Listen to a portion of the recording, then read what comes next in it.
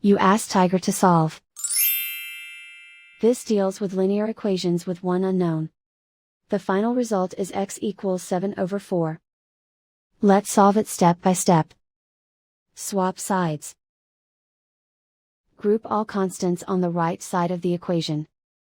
Subtract 1/4 from both sides. Combine the fractions. Combine the numerators. Reduce the zero numerator. Simplify the arithmetic. Convert the integer into a fraction.